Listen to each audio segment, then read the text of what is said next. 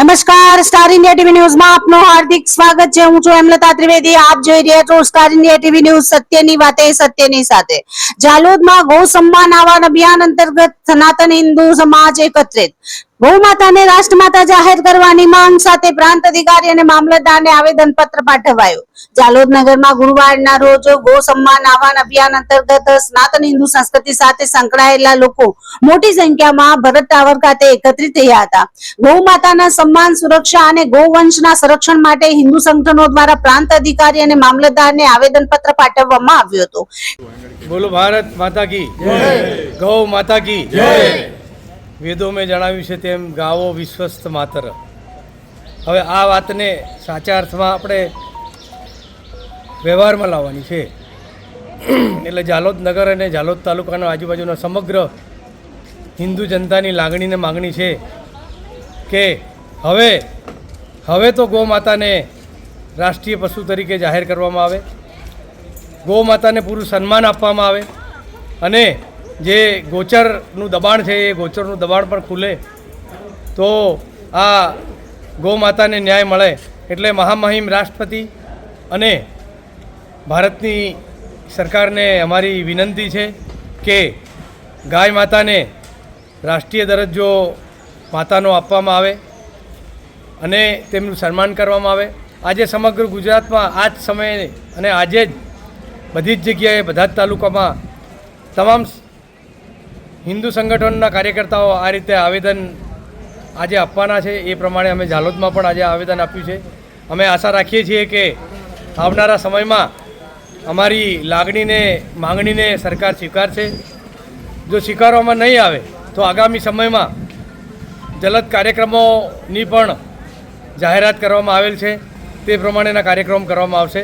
આશા રાખે છે કે અમારી લાગણીને માન આપીને ગૌ માતાને રાષ્ટ્રીય પશુ તરીકે જાહેર કરવામાં આવશે। ભારત માતા કી જય, વંદે માતરમ। જય શ્રી રામ, જય શ્રી રામ, જય ગૌ માતા।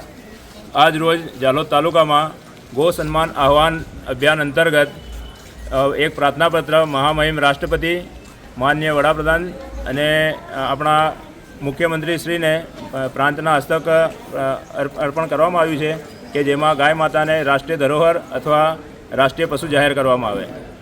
એ આખા ભારતમાં 27 તારીખે થઈ ગયેલ છે અને આપણે 7મી તારીખે ગુજરાતમાં નક્કી કરેલ છે। એ પ્રમાણે આખા ગુજરાતમાં બધા તાલુકામાં આજે प्रार्थना पत्र આપવામાં આવ્યું છે। जय गौ माता। कार्यक्रम दरमियान गौ माता के मान में हिंदू संगठन मैदान में गौ हत्या बंद करो और गौ माता ने राष्ट्रमाता जाहिर करो जेवा गगनभेदी सूत्रोच्चारથી समग्र विस्तार गूंजी उठ्यो હતો। સમગ્ર દેશમાં ચાલી રહેલા ગૌ સન્માન આહવાન અભિયાનના ભાગરૂપે ગુજરાતના 268 તાલુકાઓમાં 7 મેના રોજ આવેદન પત્ર કાર્યક્રમ યોજાયો હતો। તે અંતર્ગત જાલોદમાં પણ સનાતન હિન્દુ ધર્મ સાથે જોડાયેલા લોકો મોટી સંખ્યામાં ઉપસ્થિત રહી ગૌ માતા પ્રત્યેની પોતાની શ્રદ્ધા અને સંવેદના વ્યક્ત કરી હતી। हिंदू संगठनों द्वारा सरकार समक्ष मांग करवामां आवी हती कि देशमां गौ हत्या संपूर्णपणे बंद करवामां आवे तेमज गौ माता ने राष्ट्रमाता, राष्ट्रीय आराध्या ने राष्ट्रद्रोहनो दर्जो आपवामां आवे। साथे ज गौ सेवा अने गौ संरक्षण माटे अलग गौ मंत्रालयनी रचना करवामां आवे तथा गायोना निभाव माटे स्पष्ट चारा नीति घडवामां आवे तेवी पण रजूआत करवामां आवी हती। गौचરની જમીનનો ઉપયોગ માત્ર ગૌવંશના હિત માટે જ થવો જોઈએ તેવી માંગ પણ કરવામાં આવી હતી। આ અભિયાન માત્ર ધાર્મિક લાગણીઓ સાથે જોડાયેલું નથી પરંતુ સામાજિક, વૈજ્ઞાનિક, આર્થિક અને पर्यावरणलक्षी दृष्टिए पण गौ माताना महत्वने उजागर करवानो प्रयास होवानुं आगेवानो द्वारा जणावायुं हतुं। गौ संरक्षण द्वारा भारतीय संस्कृति अने परंपराना मूल्योने વધુ मजबूत बनावी शकाय छे तेवो संदेश पण आपवामां આવ્યો હતો। आवेदन पत्र आप्या बाद आगेवानोए जणाव्युं हतुं कि जो आगामी 3 महीनामां सरकार द्वारा योग्य निर्णय लेवामां नहीं आवे तो વધુ મોટી સંખ્યામાં સૈન્ય અભિયાન ચલાવી કલેક્ટર, રાજ્યપાલ અને મુખ્યમંત્રી સુધી રજૂઆત કરવામાં આવશે। ગૌ સન્માન આહવાન અભિયાન દરમિયાન સમગ્ર વાતાવરણ ધાર્મિક ભાવના અને ગૌ માતા પ્રત્યેના સમર્પણની ઓતપ્રોત બન્યું હતું અને સનાતન હિન્દુ સમાજ ગૌ સંરક્ષણ માટે એકજૂટ બન્યો હોવાનું દ્રશ્ય સર્જાયું હતું। Star India TV news, Jhalod reporter Pankajbhai Pandit, જિલ્લા દાહોદ।